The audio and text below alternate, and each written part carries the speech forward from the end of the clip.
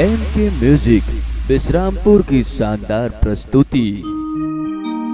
अरे ये देवती का है गा? हमार पोतका गांव के देवल्ला जगह ना बहुत बम्फाड़ कर्मा होते वो सो खेले बर तो हूँ आवे का? ऐसे का जरूर आऊंगा। हाँ तो वो जरूर आवे ना। हाँ जरूर आऊंगा। ठीक है तो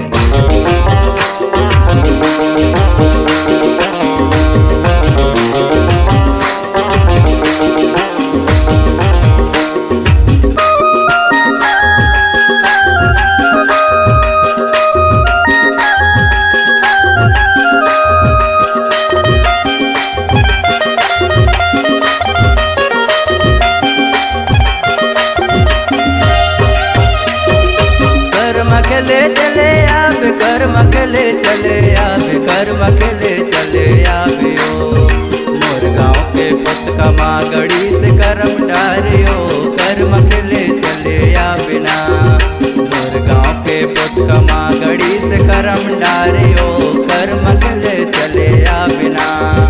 कर मखले चले आहू, कर मखले चले आहू, कर मखले चले आऊंगा। तुम्हार गाँव के पोटका मगड़े करम डार का कर मखले चले आऊंगा। तुम्हार गाँव के पोटका मगड़े करम डार का कर मखले चले आऊंगा।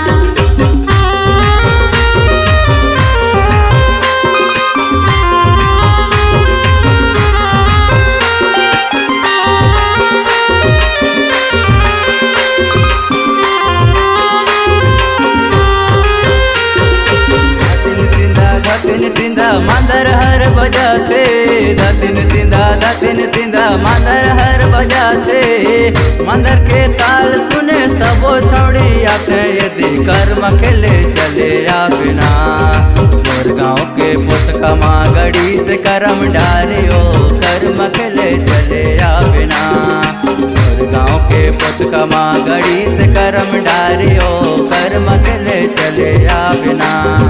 धातिन तिंदा मांदर ला बजाते धातिन तिंदा मांदर ला बजाते मांदर की ताल सुने सब छौड़ी आते दे कर मना चला आऊंगा।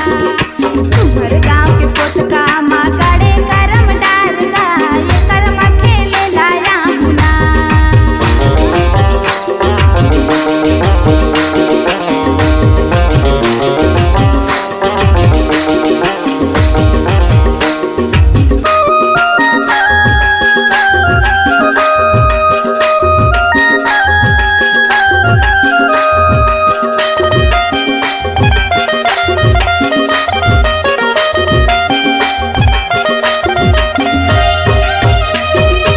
अमरदास गाना गावे नेम साहिबा जावे अमरदास गाना गावे नेम साहिबा जावे सीमा रानी झूमर झूमर नाच के दिखावे जी कर मखले चले आवे ना मोर गाँव के पोतका मागड़ी से करम डारियो कर मखले चले आवे ना मोर गाँव के पोतका मागड़ी से करम डारियो कर मखले चले आवे ना। अमरदास गाना गावे नेम साहिबा जावे अमरदास गाना गावे नेम साहिबा जावे सीमा रानी झूमर झूमर नाच के दिखावेगा ये कर मना चला आऊंगा।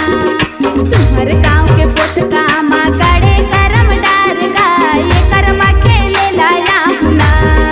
मोर गाँव के पोतका मागड़ी से करम डारियो कर मखले चले आबे ना मोर गाँव के